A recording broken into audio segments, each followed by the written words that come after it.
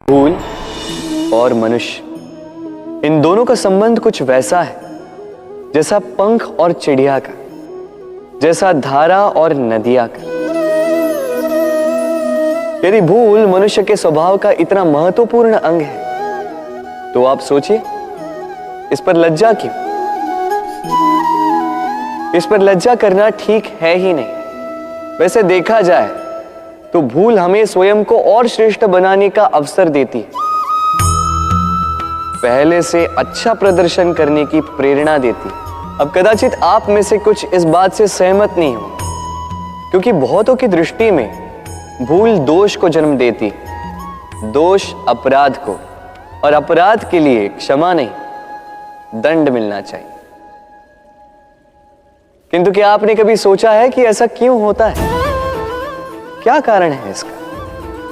इसका कारण है भूल स्वीकार करने से बचना।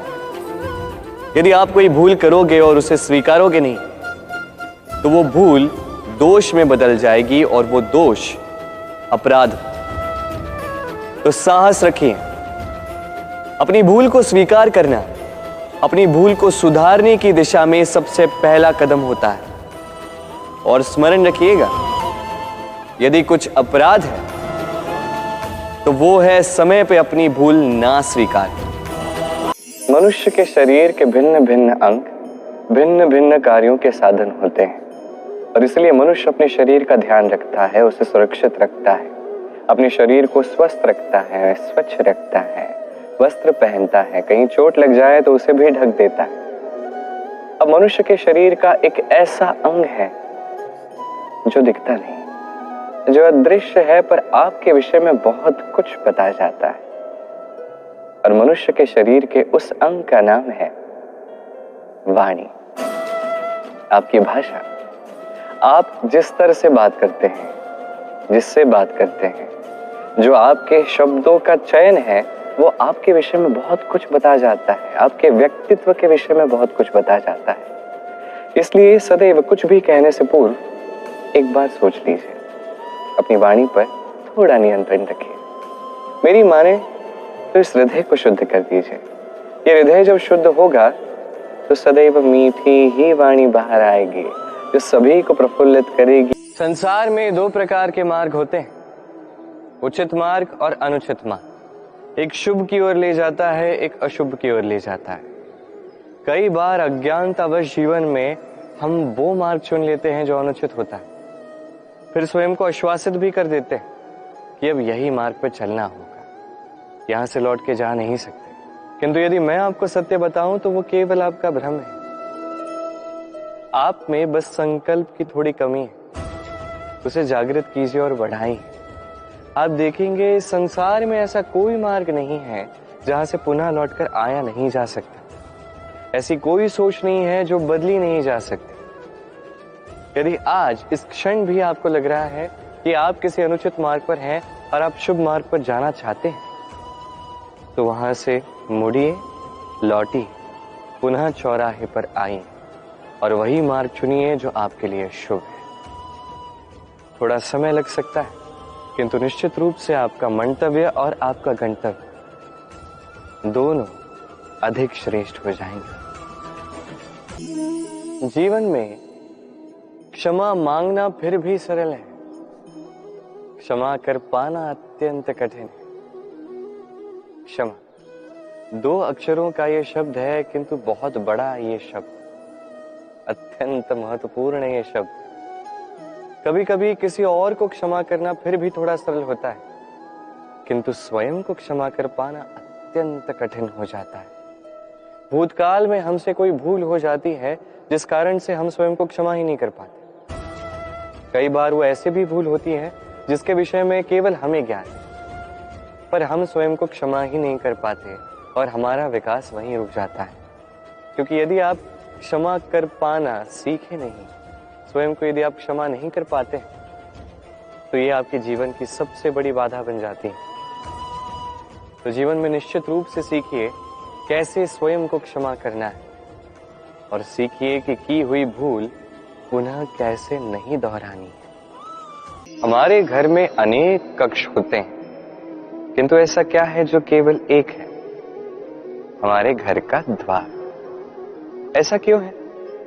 अनेक द्वार भी तो हो सकते हैं। विचार कीजिए, एक विशाल भवन है, चारों ओर से द्वार ही द्वार है। अच्छा होगा, आने जाने में कितनी सरलता होगी।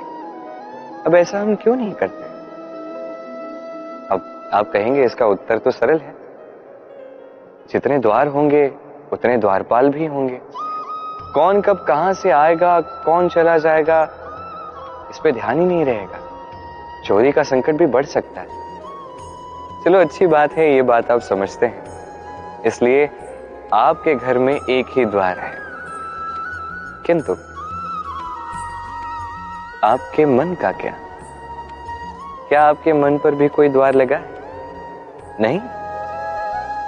अर्थात कोई भी व्यक्ति कहीं से भी आ सकता है और आपके मन में कुछ भी डाल के चला जा सकता है। बिना किसी रोक टोक के कोई व्यक्ति आके कोई भी विचार मन में डाल देगा, चाहे वो हमारे लिए शुभ हो, अशुभ हो या घातक भी क्यों ना। वो विचार हो सकता है वासना से भरा, क्रोध से भरा, मतभेद से भरा, द्वेष से भरा, अहंकार से भरा, या कोई व्यर्थ का विचार हो सकता है। विश्व का कोई भी विचार मन में आके बैठ सकता है। अब मन में जो विचार है ऐसा ही मन अनुभव करेगा। सभी नकारात्मक विचार आएंगे तो सुख कहां से ये मन अनुभव करेगा। इसलिए आवश्यक है कि मन पे हम सकारात्मकता का द्वार लगाएं। अर्थात कोई भी विचार आए, यदि सकारात्मक हो तो प्रवेश करने दीजिए। ये नीम के पत्ते, यदि इन्हें चखोगे तो मुख बना लोगे। ये कितना कड़वा है हे नारायण, इससे अधिक कड़वा तो संसार में और कुछ हमने चखा ही नहीं है। कदाचित आप इसे फेंक भी दोगे, किंतु यदि स्वाद से आगे बढ़ के इस नीम को समझने का प्रयास करोगे तो आपको ज्ञात होगा कि ये नीम कितनी अधिक महत्वपूर्ण है, कितनी महत्वपूर्ण औषधि है और हमारे शरीर के लिए कितनी अधिक लाभदायक है। ये नीम, इसमें अनेक रोगों का काट छिपा हुआ है। अब ऐसे ही जीवन में कई बार हम लोगों से मिलते हैं, नेत्रों से उन्हें देखते हैं और हमें वो इतने अच्छे नहीं लगते। अब ऐसे में क्या करना चाहिए? मन से उन्हें देखना चाहिए, उनके रूप रंग को नहीं, उनके व्यवहार को, उनके गुणों को हमें देखना चाहिए। क्योंकि हो सकता है जैसे ये नीम के पत्ते कड़वे होते हैं किंतु हमारे शरीर के लिए लाभदायक होते हैं, वैसे ही ये लोग जो हमें नेत्रों से नहीं भाते, जिनका रूप रंग हमें नहीं भाता, हो सकता है वो हमारे जीवन को पूर्ण रूप से परिवर्तित करते हैं। हो सकता है उनमें उतनी क्षमता हमें सुख, शांति, प्रेरणा प्रदान करें, हमारे दुख को हर ले, हमें दिशा दिखा दे। इसलिए जब भी किसी व्यक्ति को देखें, नेत्रों से नहीं मन से देखें, रूप रंग को नहीं गुणों को देखें। व्यक्ति को और उचित प्रकार से समझ पाएंगे और ये मन प्रसन्न होकर कहेगा, राधे राधे।